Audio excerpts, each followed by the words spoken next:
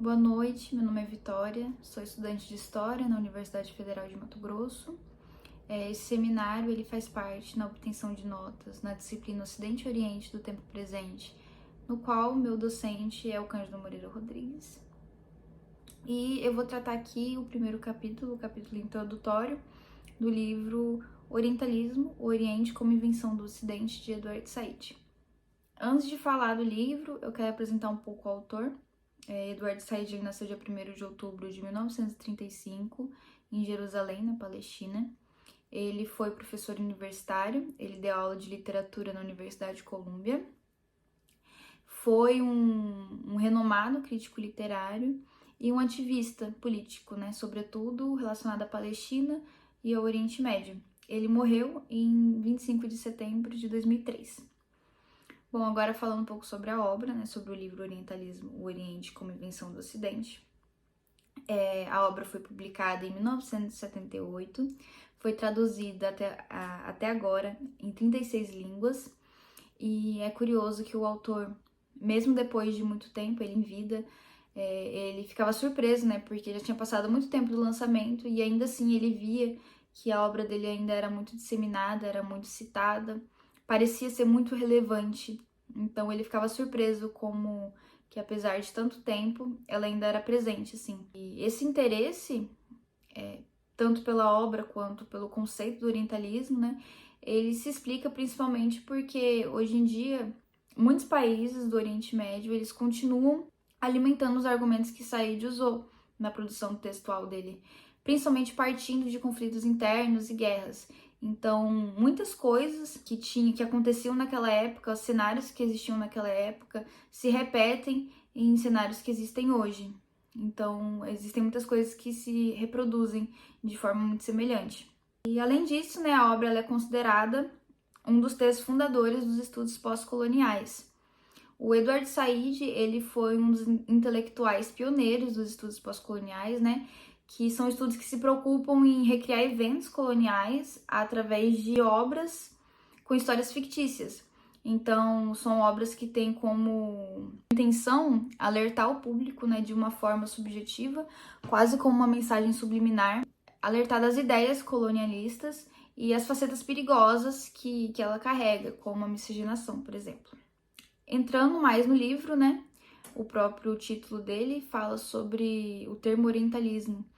Então, aqui eu vou explicar o que é orientalismo.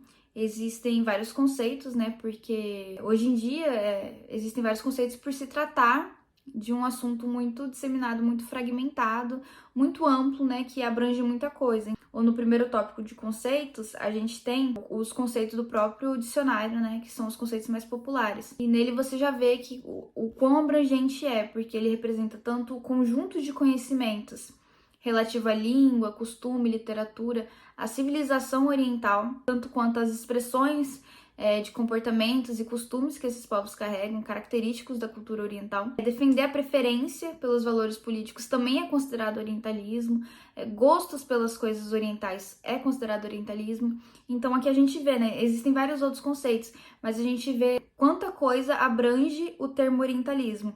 Mas para Said, ele coloca o Oriente como invenção europeia, ou seja, do Ocidente. Então ele fala que o modo de resolver o Oriente, ele é baseado no lugar especial ocupado pelo Oriente, na experiência ocidental europeia, ou seja, o Oriente da forma que o Ocidente enxerga. Então ele fala, que existe uma herança, na verdade, do imperialismo, e o eurocentrismo, ele trouxe essa herança que cerca o oriental, onde o ocidental ele é visto como civilizado, como cristão, como branco, enquanto o Oriente ele é tido como bárbaro, como pagão, como não branco, como povos coloridos. Então isso dá porque o Oriente, ele depois da Antiguidade, ele nunca mais foi visto como protagonista, Então, durante muito tempo, ele continua ainda sendo visto como figurante da história europeia. Então é o Oriente como figurante do Ocidente, servindo até como reflexo do que os europeus queriam ver. Então eles projetavam no Oriente a imagem que eles queriam que fosse representada. Então, a Europa, o Ocidente,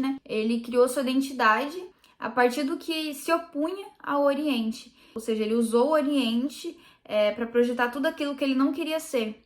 Então, tudo aquilo que representava o mal, que representava o errado, o bárbaro, para ele era relacionado ao Oriente, não a ele. Então, se explica até que o Oriente ele criou a própria cultura, a própria identidade a partir do que ele enxergava no Oriente. Bom, o Eduardo Said ele fala, né, sobre a relação da Europa com o Oriente e relacionando esses olhares de fora para o Oriente. Ele pontua que os americanos eles têm uma visão diferente do que é o Oriente. Então eles relacionam o Oriente a mais ao Extremo Oriente, né? Principalmente na China e Japão, atualmente também a Coreia do Sul. E apesar desses países orientais estarem situados também na África e no leste europeu, a visão deles ainda era muito ligada ao Extremo Oriente, né? Onde ficam os principais países do Tigre Asiático.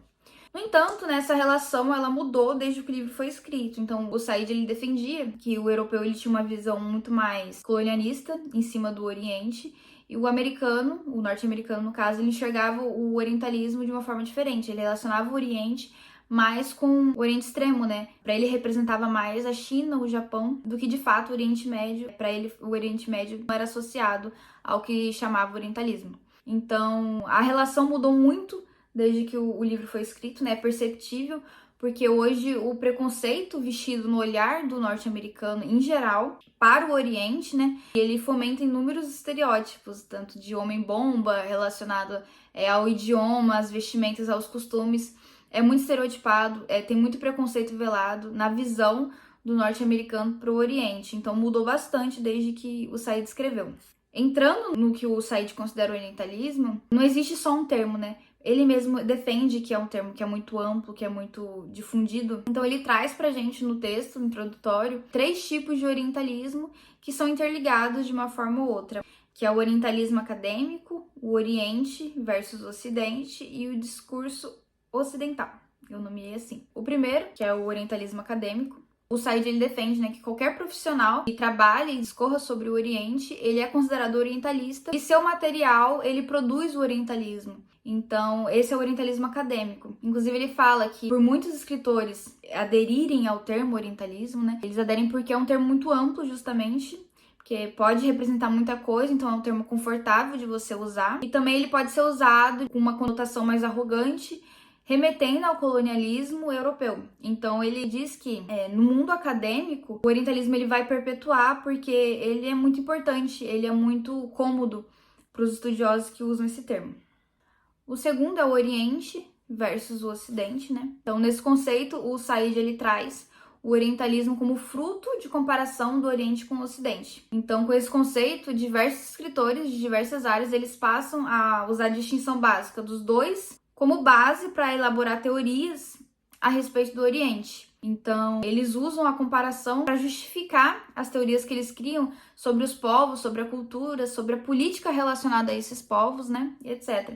E isso traz para eles uma fonte para buscar entender. Com teorias também, a mente, eles acreditam que isso é uma base para estudarem a mente e o destino desses povos, inclusive. O terceiro, que é o discurso ocidental, o Said, nesse tópico, ele usa Michel Foucault para empregar o conceito do poder do discurso para explicar como o orientalismo ele pode ser visto, a partir do discurso, né, como meio do Ocidente de dominar o Oriente. Então, ele toma posse e reestrutura sua história a partir dos interesses próprios. Então, ele explica como o discurso ele tem esse poder de você usar como filtro para reproduzir naquele o que você quer que aconteça.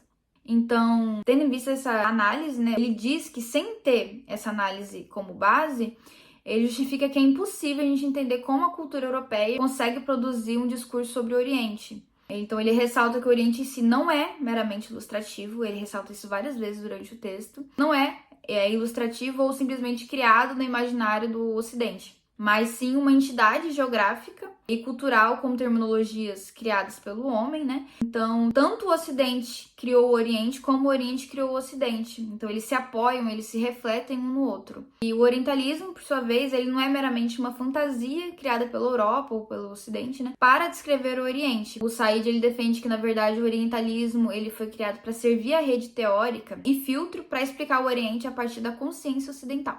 A gente conclui que, de fato, a relação entre o Ocidente e o Oriente é uma relação baseada em poder. Então, o Oriente, em geral, ele sofre um ataque massivo em razão do seu atraso comparado ao restante do mundo, né? Sobretudo na Europa, no que diz respeito à democracia, à supressão dos direitos das mulheres, aos costumes que eles têm, à cultura que eles carregam. Mas o que não pode ser esquecido é que noções e conceitos, né, do modernismo, que a modernidade trouxe, como o iluminismo e a democracia, não são conceitos simples.